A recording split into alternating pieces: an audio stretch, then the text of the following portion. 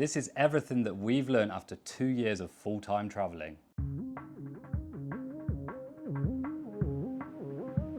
So I think this might be as close to Afghanistan as we're getting on this whole trip.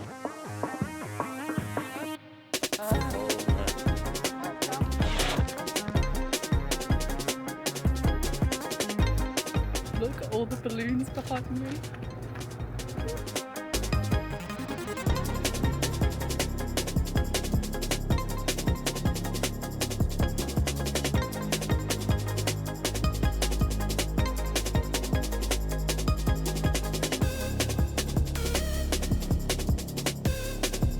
If you don't already know us, then I'm Sarah. And I'm Callum. And we've been travelling the world for the last 2 years, and we want to share with you our experiences and the things we've learned along the way.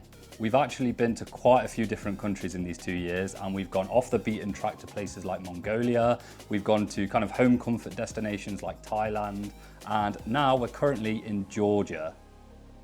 If you don't already, then please subscribe to our channel, as we've got some very, very exciting destinations coming up that we cannot wait to share with you. So without further ado, let's get straight into this video. The first thing that we learned was definitely that the best countries aren't always those with the most attractions. I think a prime example of this is comparing somewhere like Japan to Mongolia, which are two destinations that we visited last year. So I think with Mongolia, it was really just a feeling. There wasn't necessarily loads and loads to see and do, but we just absolutely loved it. Yeah, and you compare that to somewhere like Japan. Japan is somewhere that you need a schedule. 100% you need a schedule, because there's so much to see and do that you almost couldn't do it in a lifetime. So if you've got 2 weeks to see Japan, then you're going to be busy. And Mongolia was the complete opposite. We spent hours and hours just in a car driving for say 6 hours and not necessarily seeing anything specific. But for us, it was, like Sarah said, it was just the feeling. It was such a good feeling. And I think a lot of that comes from, for us, it's the freedom. And Mongolia really felt like one of those countries where it's just vast open landscape and you felt really free. So with Mongolia, just to add to that, I think really for me as well, it's one of those places that's a little bit more off the beaten track. So there was hardly any tourists there, and we would drive for hours, like you said, and we wouldn't see another person, but it was an amazing experience. We went across like into the Gobi Desert, and I think it was like getting into the nature and seeing the different way of life was incredible. That's why we would say that the best destinations aren't always those with the most attractions in them.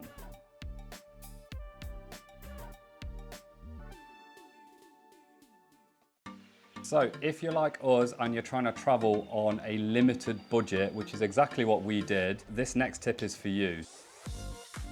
When we initially started, how long did we say we was going to go traveling for? Well, the pipe dream was always that we wanted to go for 2 years. We wanted to have like a 2-year honeymoon.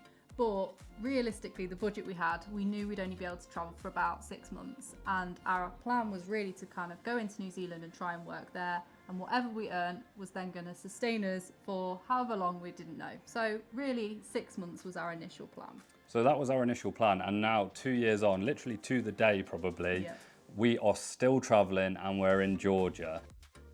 This next tip is that if you want to travel for a long time like we have, then you have to pick specific countries. So an example of this is if you compare somewhere like New Zealand to Sri Lanka.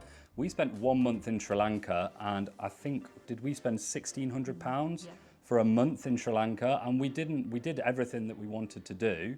Likewise, we spent 6 weeks in New Zealand, so slightly longer, but we spent over £5,000. Now that is a huge difference.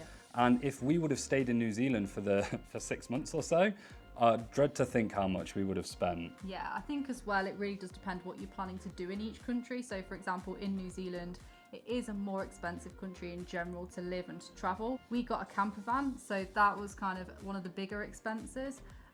But to be able to travel for a long time, yeah, you're right. You kind of need to go for the more affordable destinations. So typically in Asia, Southeast Asia, places like that, your money goes a lot further, so it means that you can travel for longer. But a bonus tip is that these destinations aren't just limited to Asia. A lot of people just think Southeast Asia is the option if you want to go on a budget travel trip.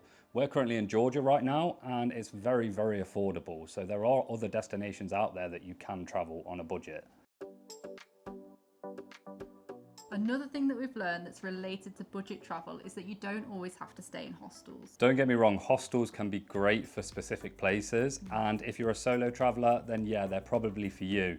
But we travel as a couple, so yeah, we like our privacy. We're also married, so like staying in a hostel, it's not really for us. But we have learned that hostels aren't always the cheapest option. And like we found that maybe like even here where we are now in Georgia, we're staying in an Airbnb right now and it's not even that expensive. No.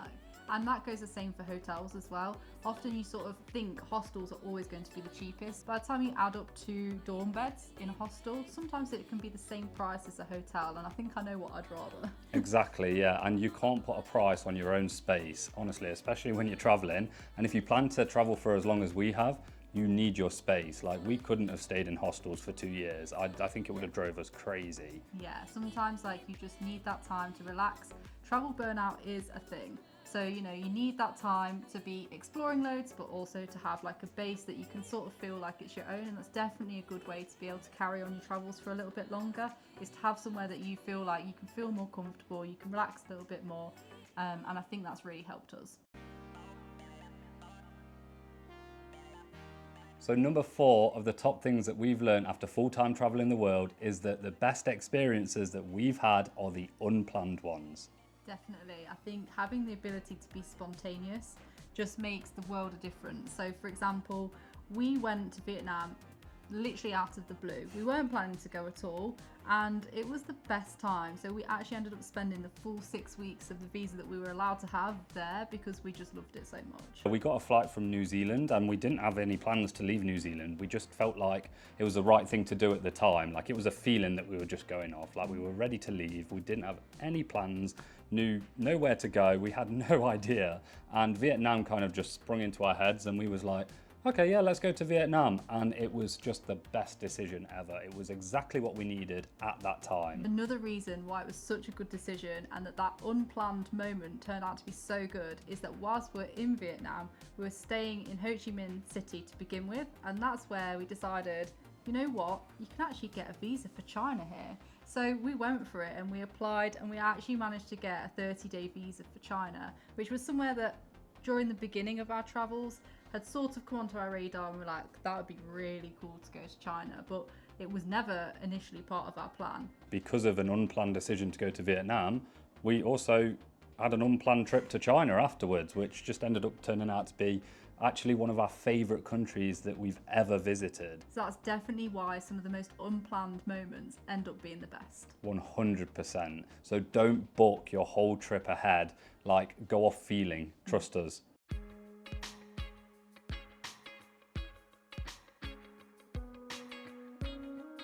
So that leads us on to our next point, which is pretty similar, but basically go off a gut feeling and prioritize your feeling over the cost of what something is. So there's been numerous times, recently actually, where we've had to change flights or pay more for a flight, but it's been the right decision. So for example, we wanted to spend more time in Georgia, and initially our flight was due to leave a couple of weeks earlier. We wanted a couple of weeks more. So we paid £100 to change it. Now, for someone that's on a budget, I know that can sound like a lot of money to change a flight, but trust us, if you're feeling like you don't want to leave a country, don't leave it, stay there, enjoy it more. Obviously, if you're on a very, very, very tight budget and you're somewhere like New Zealand or Australia or America, somewhere like that, and it's not feasible, then yeah, obviously you need to leave. But if you've got the time and you've got the money and you're enjoying a place, don't feel like you have to leave just because that's what you've got booked in.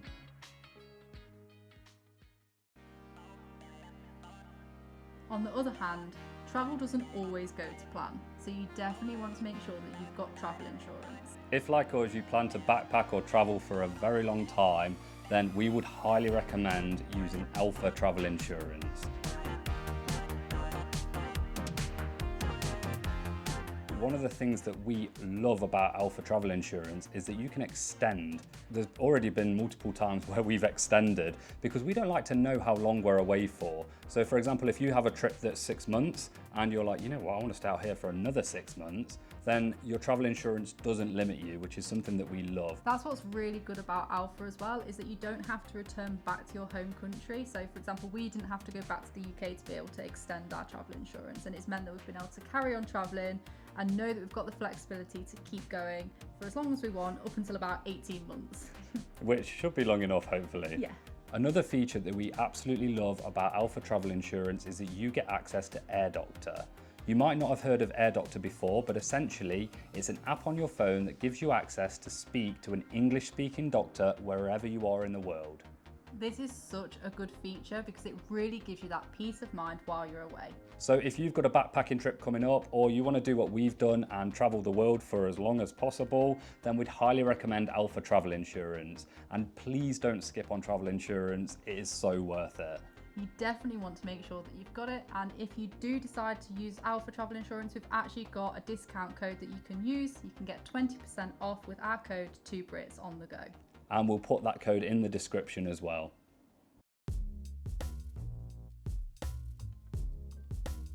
Another thing that we've learned on this trip is that slow traveling is the best way to travel. 100%, because if you don't slow travel and you travel for as long as we have, then you can get this thing called travel burnout. And honestly, it is a real thing. Yeah, you think that you can hit all of these places and you can do so much really fast, and you can't keep that up. It just doesn't work. So for example, when we first started our trip, we had this schedule where we're like, okay, we're gonna visit, say, I don't know, a country, and we've got a month there. So we're gonna do 2 days here, 1 day here, 2 days here, see as many places as we possibly can. And honestly, after about 3 weeks, we had travel burnout. And once you've got travel burnout, it's really hard to get out of it. Yeah, it sounds like a really stupid thing to be complaining about or to even bring up.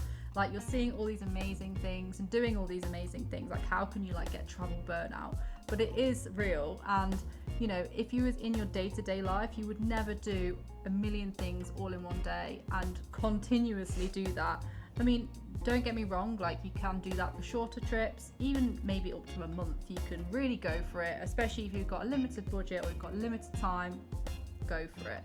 But if you're trying to travel a little bit slower like we were and are, then you do need to account a few more days sort of in each place, and that's what we try to do. For example, say you only want 3 days in a place, or that's how many days you think you need to see and do all the main things that you want to do.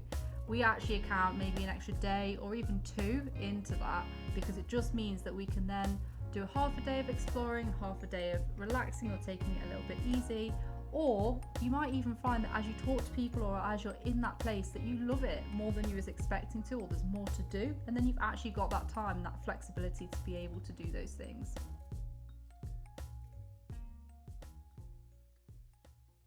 The 7th lesson that we've learned after traveling the world is that most of the time expectations don't meet reality. And I know how bad that sounds, but it's just the truth. In the world where we currently live, the chances are that you've already seen a destination on social media before you've even visited, which means that in your head, you've probably got an idea of what it might look like or what to expect.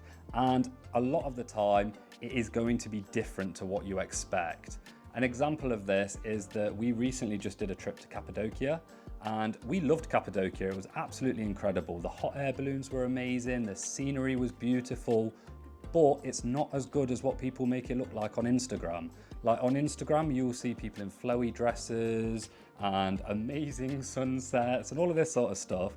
And you do kind of get that, but a lot of the time you'll find out when you arrive that people pay to go and hire a dress, stand on a rooftop and get a photo taken for 2 minutes. Those cafes that it looks like someone's there in their nice dress enjoying it, they're just there as a photo spot. And from all the destinations that we visited, we find that quite a lot. That is a common thing. So don't go to a place and expect it to be like social media shows you. But saying that, on the flip side, it really can work the other way as well. So you might go to a place, have these expectations, and actually the reality is far better. So probably an example of that is when we went to Istanbul. So I really didn't have very high expectations for Istanbul. I'm not really sure why. I don't know if I'd read something or I just had maybe preconceptions that weren't quite right. But when we went, I absolutely loved it. And I'd actually say that Istanbul's probably one of my favourite cities now that we've been to. I would agree with that, because in Istanbul, a lot of the blogs and a lot of the things that you read online say that people are trying to scam you, or it's too busy, these sorts of things. We found that you can find quiet places in Istanbul that are absolutely beautiful. We didn't try to get scammed once while we were there. So just because someone else has had this experience doesn't mean you're going to have the same experience.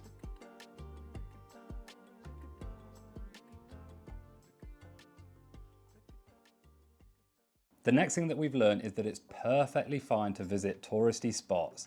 And I know this might sound crazy, but I was so guilty of wanting to go off the beaten track or to countries that people don't visit and avoid touristy spots. But actually, we've found on this trip that sometimes touristy spots are so worth it. They're touristy for a reason. Sounds really obvious, but it is quite nice to escape the tourists. I know that when we're traveling, we are also tourists, so it's a little bit hypocritical, but I think it's just nice to try and find places that are a little bit more hidden gems. And then sometimes you get caught up in doing that you don't actually visit things that are more touristy. But like you said, they're touristy for a reason. They're normally the highlights, they're normally the best things in that place or in that country. An example is the Great Wall of China, obviously a massive tourist spot. It's worth it. It's a good place to visit. Don't avoid these places just because they're touristy, because they're touristy for a reason. And like I said, I, more so than Sarah, was the guilty person for this. I would be I went to Sudan to get off the beaten track, and not many people visit there. I had an amazing time, and don't get me wrong, it was incredible. But likewise, you can go to the Great Wall of China, or you can go to Istanbul and see incredible architecture, and it is touristy, but it's touristy for a reason. But if you really hate crowds and you don't want to get too sucked into it all, then you can just find alternative ways to visit those key spots. So for example, go really early in the morning, or sort of wait until sunset or as the crowds start to shift. And it just makes going to those places a little bit more enjoyable. Which we don't do, by the way. We're giving this advice, but we don't do that because sometimes we do it. Sometimes we do it, but usually we are late risers and we hit the spots just at their peak time. So maybe don't do that, because you will get better pictures or you will get a better experience than what we do.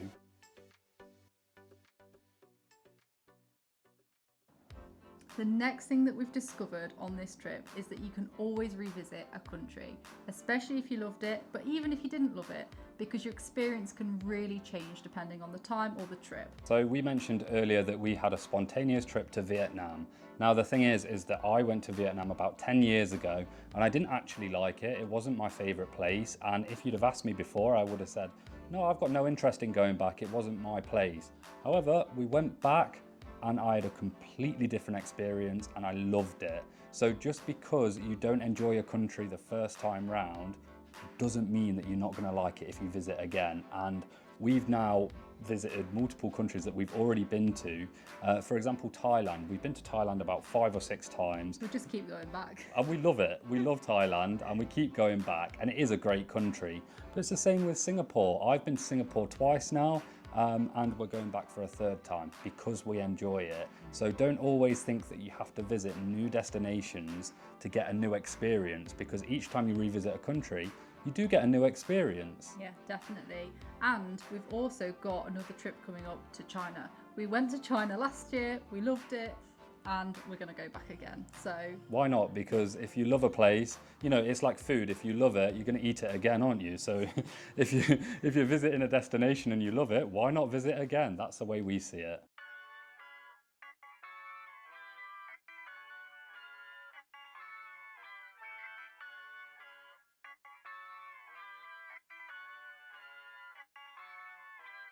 So I know we've been speaking for a long time now about the things that we've learned, but we can promise you that this is the final thing that we've learned.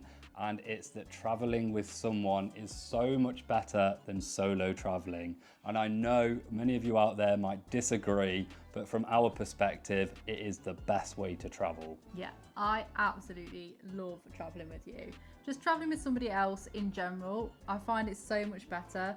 About 5-6 years ago, I was doing a lot of solo traveling and I had a really good time, but when I first set off, I did want to go with somebody, and luckily I had friends join me along the way, which was fantastic. And that was the best part, because I was with somebody else, and now that we're traveling together, you get to experience all those things together. You get to talk to the other person about that place or that time, and you know, it's just, those memories are amazing. And if you get the opportunity to go with someone else, then it's definitely worth it. Definitely do it, 100%. Also, another thing to bear in mind is that when you come back from your trips, as horrible as this might sound, people don't care.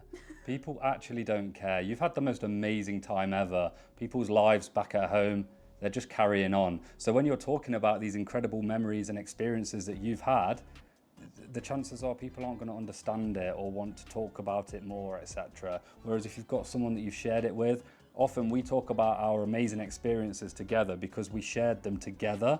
And that's the best thing about traveling with somebody. So that brings us to the end of this video, and it's our 2-year travel anniversary, and we hope that you like this video. If you have anything else you'd like to add, any lessons that you've maybe learned since traveling, then please comment them below. We cannot wait to share even more travel destinations with you. And again, if you don't already, then please subscribe to our channel because we've got so many exciting things coming your way.